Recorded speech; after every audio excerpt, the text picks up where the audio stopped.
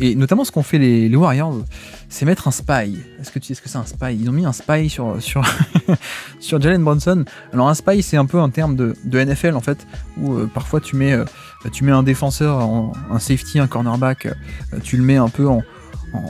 pour l'espionner hein, littéralement, mais en gros c'est un mec un peu libre qui va juste le surveiller, mais en plus quoi. Et là ils ont mis en spy, ils ont mis Draymond Green en spy, c'est-à-dire pas en roamer, pas en deuxième rideau, un peu juste je vais m'occuper du panier. Non, c'était vraiment focus sur Brunson, c'est-à-dire Brunson il avait son premier défenseur, son défenseur au point d'attaque, et puis il y avait Draymond Green en spy qui était là, qui n'avait rien à faire de n'importe quel attaquant,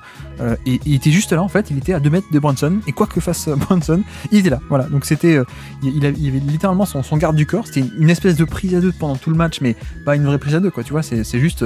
un spy, ou alors une ombre, tu vois, une espèce d'ombre qui le suivait partout, et qui, dès que Brunson allait au panier, il y avait Draymond Green, dès qu'on appelait un écran pour un pick and roll pour Brunson, mais il y avait Draymond Green qui était là pour en tant que défenseur du porteur d'écran, il mettait la pression, enfin bref, c'était un véritable cauchemar pour Jalen Brunson, cette histoire de spy, hein, parce que du coup t'es pas obligé juste de battre ton propre défenseur, t'étais obligé de en plus t'avais Draymond Green en deuxième rideau et qui te suivait partout, tout le temps, et je pense que ça n'a pas non plus été aidé par le fait que comme dit, il manque du monde à New York, et donc on avait des line-up aussi avec des shooters que les Warriors ne voulaient pas respecter. Des Josh Hart,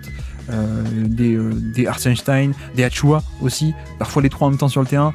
Bon, forcément, c'est quand même plus facile de dire à Draymond, tu t'en fiches, on s'en fiche, t'as même pas un match-up individuel, tu t'en fiches, juste tu suis, tu restes à 2 mètres de Brunson, et s'il vient vers toi, tu vas aider. Mais voilà, masterclass défensive des Warriors, je vais pas trop rentrer dans le détail non plus, mais on avait l'ombre qui suivait Brunson partout où il allait, et c'était un peu marrant même au niveau des rotations, parce que en fait Thibodeau n'a pas sorti Brunson du match, en tout cas il a tardé à le sortir, parce que au bout d'un moment, pour les premiers cartons, Draymond Green au bout d'un moment il va sur le banc, ok, et Thibodeau il dit non, reste sur le terrain Brunson, profite un peu de quelques minutes sans Draymond Green, et donc on a un peu tiré sur la corde de ce point de vue là, plutôt que de sortir au moment habituel. Brunson restait sur le terrain, il a pu profiter un peu contre d'autres match-up, alors Kevin Looney a fait un bon job par-ci par-là, mais c'était pas du tout le même niveau quoi, donc il a pu un peu se faire plaisir comme ça. Pareil pour le troisième quart-temps, Draymond Green va s'asseoir au bout de 2-3 minutes qui restent dans le quart-temps, Tom Thibodeau non Brunson tu restes sur le terrain profite encore un peu. Et puis il y a 2-3 ajustements qui ont été faits, hein. Parfois on a essayé de le faire un peu plus sortir des tirs en sortie d'écran par exemple pour Brunson, plutôt que seulement pick and roll.